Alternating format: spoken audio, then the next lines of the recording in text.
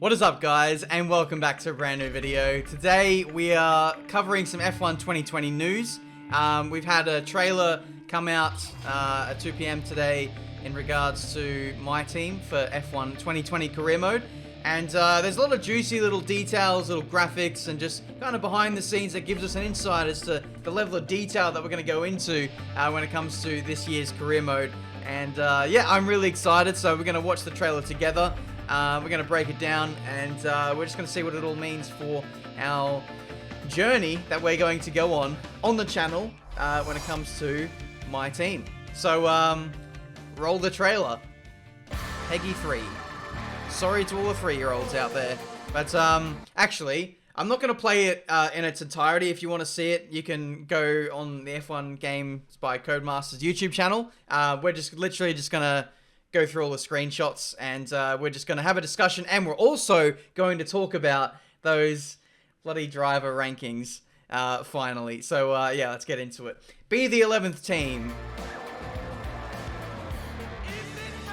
Okay, now here we have to not here, we have to pause because we go through a very quick scurry of liveries, and some of them are very interesting. Oh god, I've missed it already. I've had a much better idea. I'm just going to go through this on my editing software because it's a lot easier to go frame by frame through all of the different liveries because they really come at you quickly. So here's this first one, a little red, and then a glove, which is some kind of random splash of paint colors.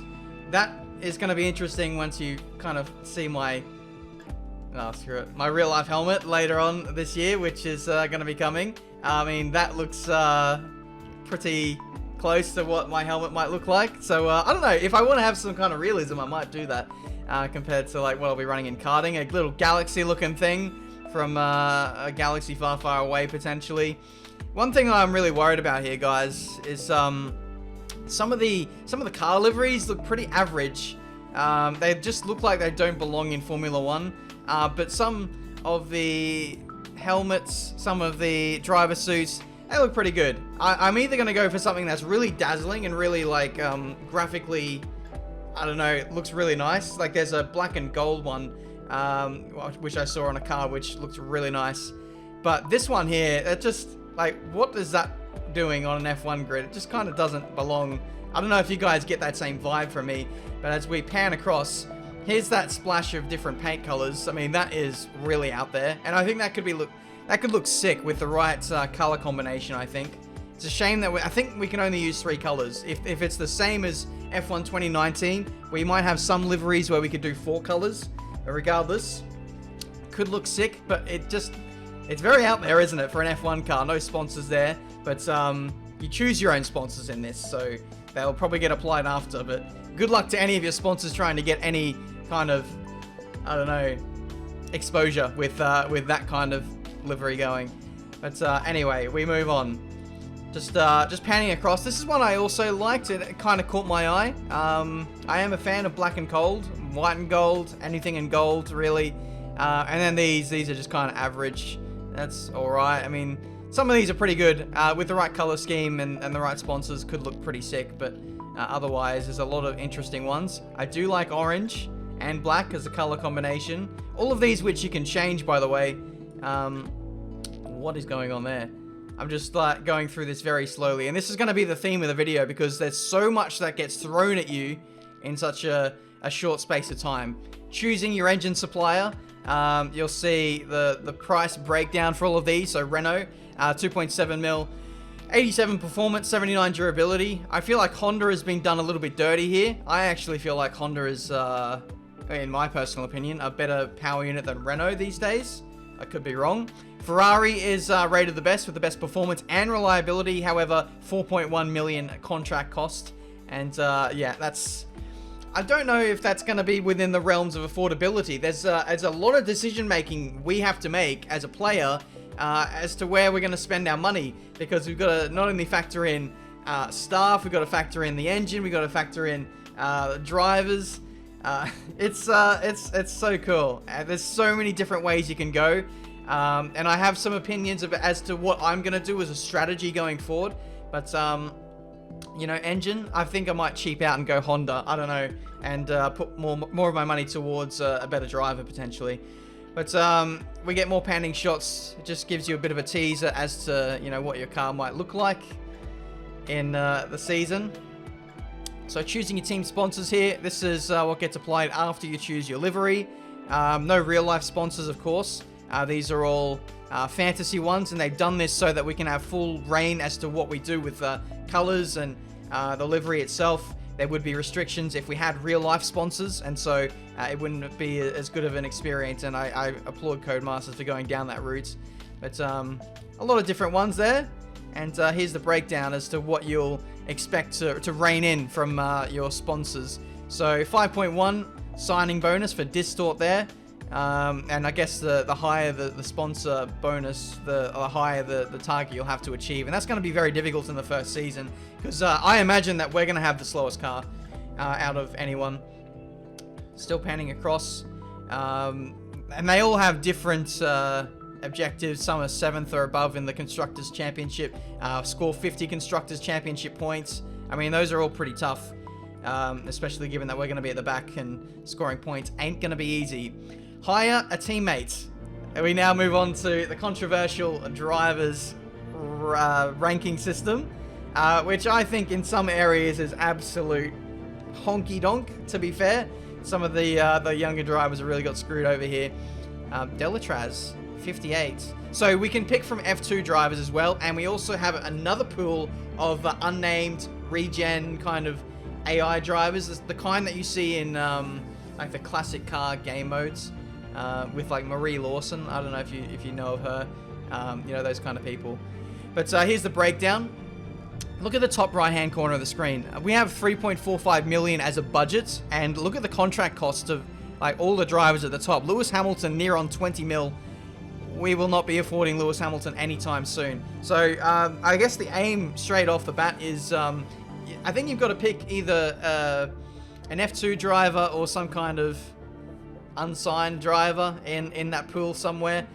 You can see right at the bottom, this team has picked Nick DeVries, which has a contract worth of 2 mil, and their overall is 66. So you're not going to have an amazing teammate off the bat, but it is a little bit unfair because none of these drivers are slow. None of the F2 drivers are slow.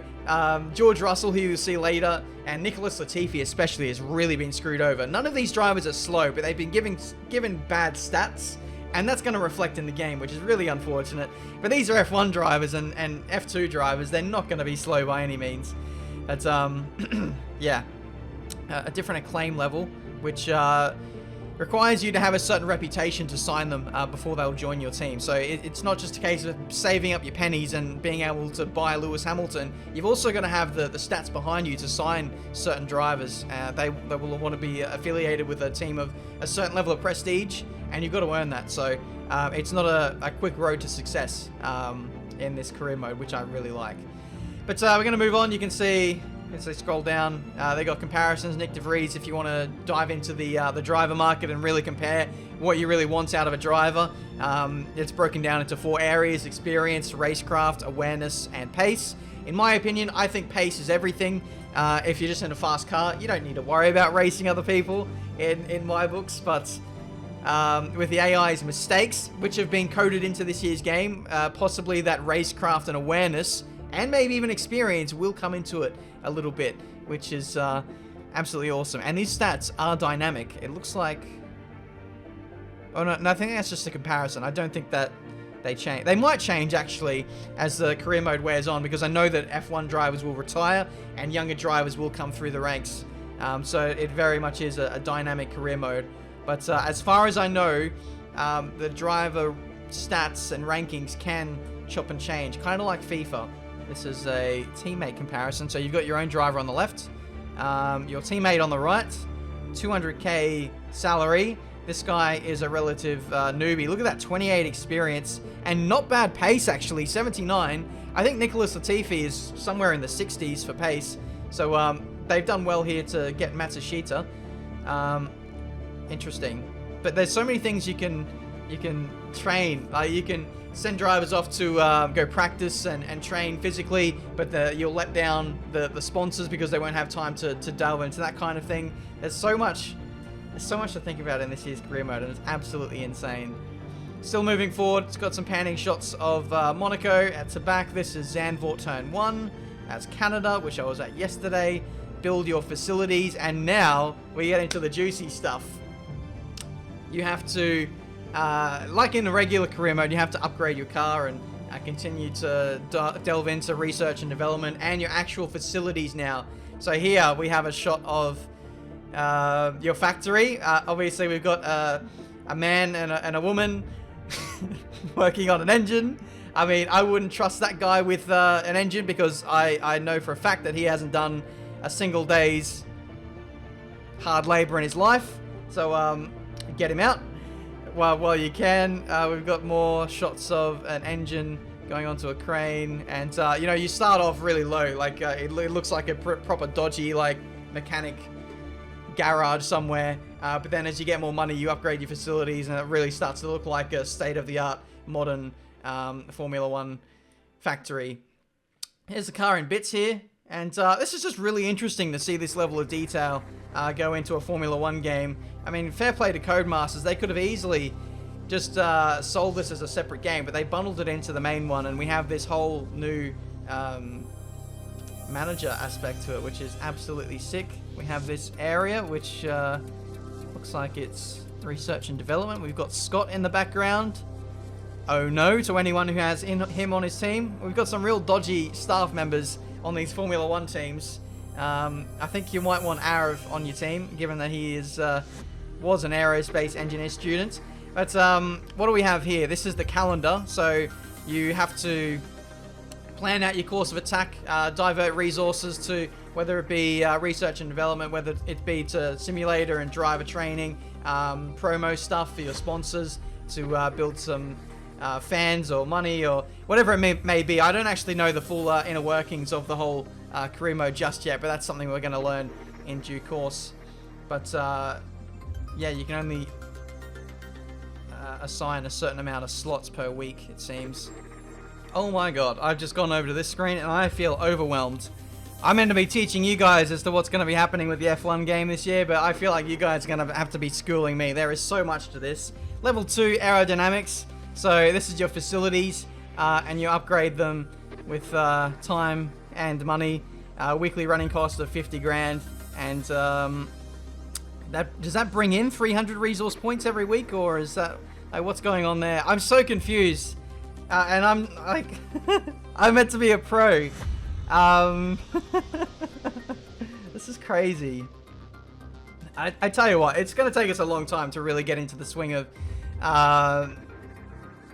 just getting on top of everything. I'm going to be so overwhelmed when I start this career mode, and that's a good thing. I don't want to be a master right off the bat. Here we've got our gearboxes, which we'll be managing as always. I imagine everything is going to be crap. Reliability, poor. Performance, poor.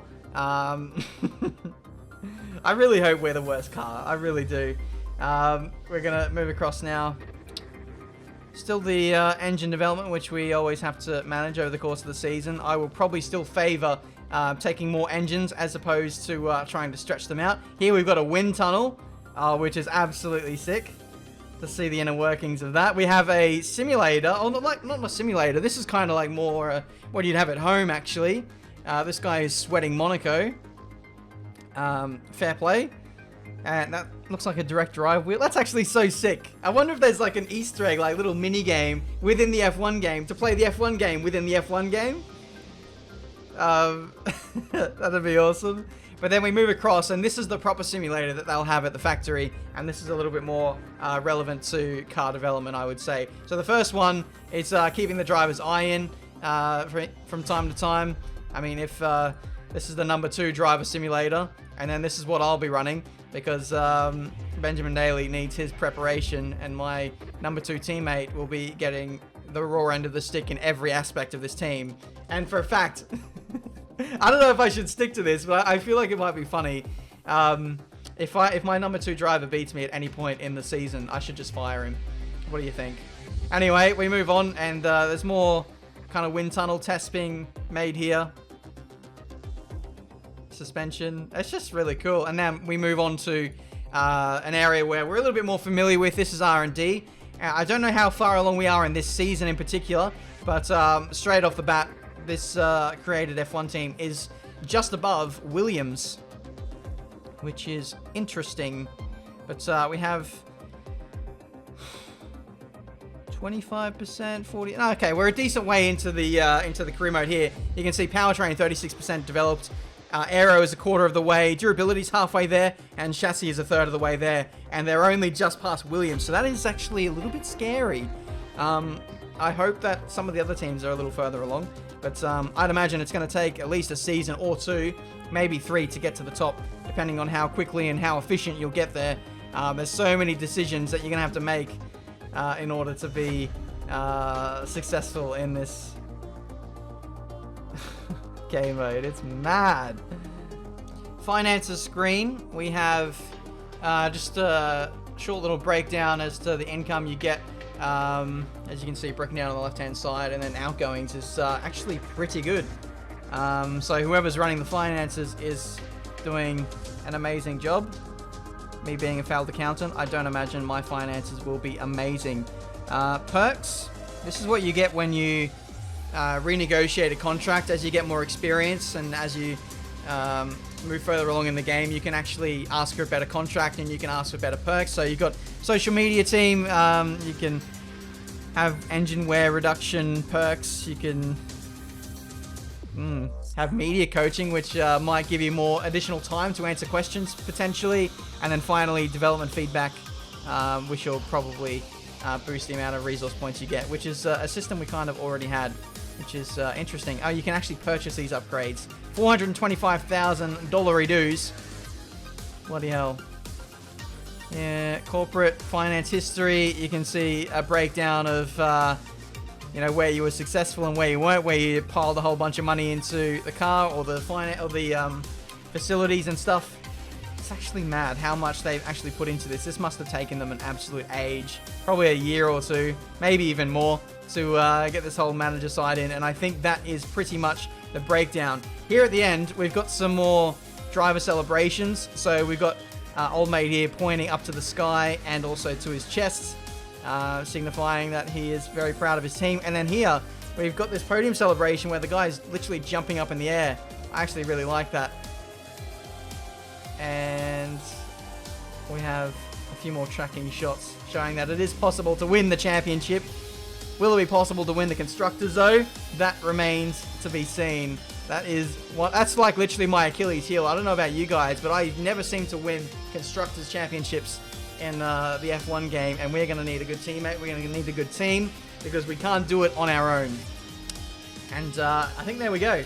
I've been recording for 21 minutes now, and we're finally going to get into the driver rating system. So this has been teased on social media over the course of the last few days, and a lot of controversial stats have been put out there. For the most part, it looks like a lot of these driver ratings have been based on just flat out results over the last year or so.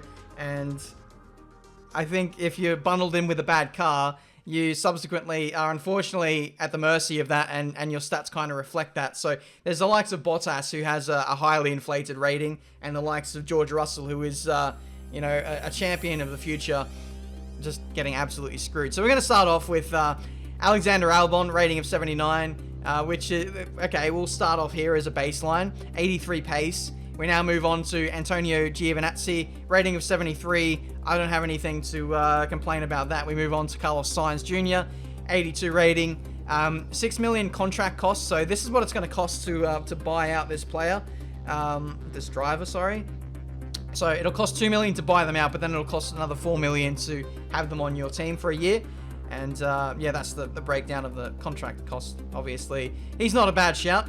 I do have one driver in mind who I think is going to be an absolute bargain, and we'll get to them in a minute. Charles Leclerc is actually a really good shout too. I'd probably have him as second. If you're looking just for outright performance, Charles Leclerc is number 2. Like, you want someone who's really, really fast. I think pace is the most important thing, like I've touched on. But having someone who's affordable is also pretty good as well, because I imagine that they'll only increase as time goes on. But funds will be the limiting factor, I would say. We move on to Daniel Ricciardo. He is a rating of 87, so a little bit slower in pace than Charles Leclerc, but one rating higher. He's obviously got higher awareness, slightly, and better experience. I don't really know how experience is going to come into it in career mode. Maybe helping to develop the car potentially. Danny Kvyat, rating of 80. Esteban Ocon, and people are telling me I'm mispronouncing his name, Ocon. I'll see if I can stick to that. Rating of 80.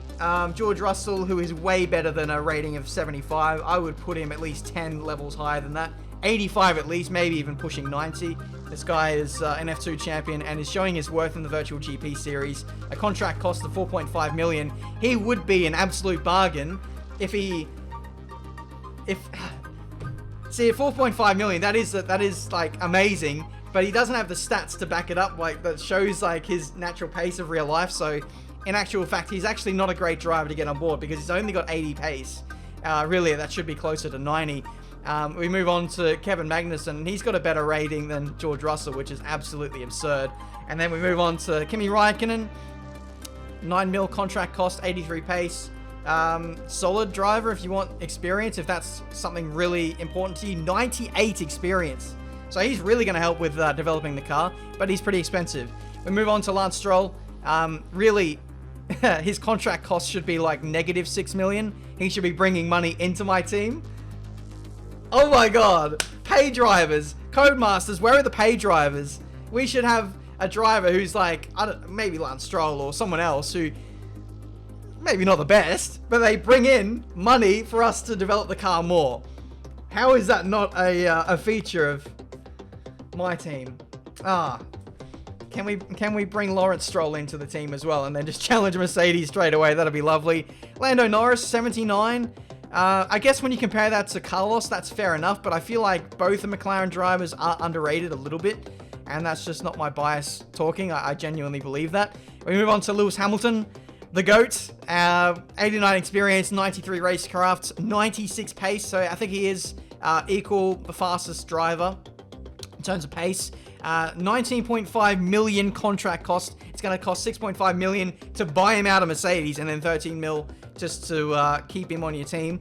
But who knows how long he's going to be in the sport in career mode. He's one of the older drivers, so I'm not sure how long he'll be around for.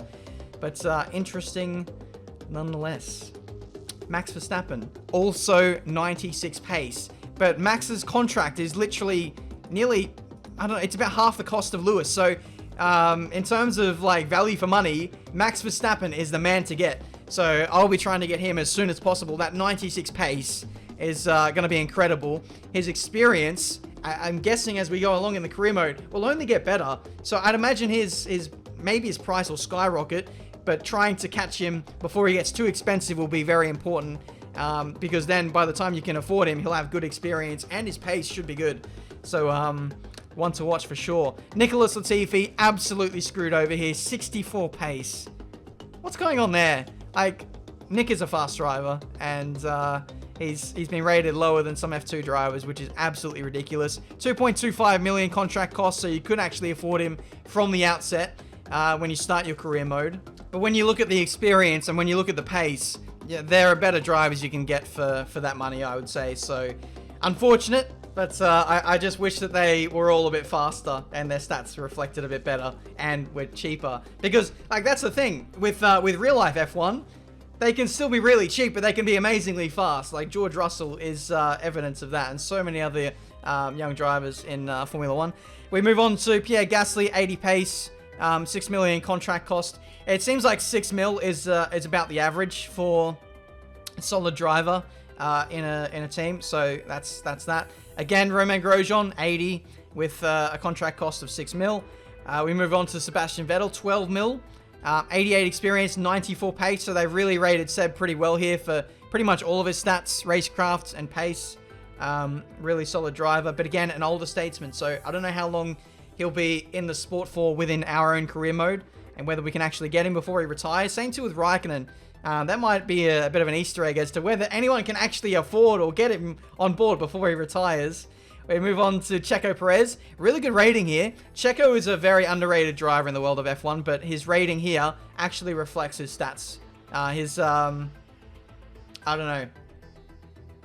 His reputation, shall I say. 86 pace, really solid driver, 7.5 mil. That's actually a really good shout because Checo seems to be quite a bit faster than people around the 6 mil mark, so he might be a really good shout.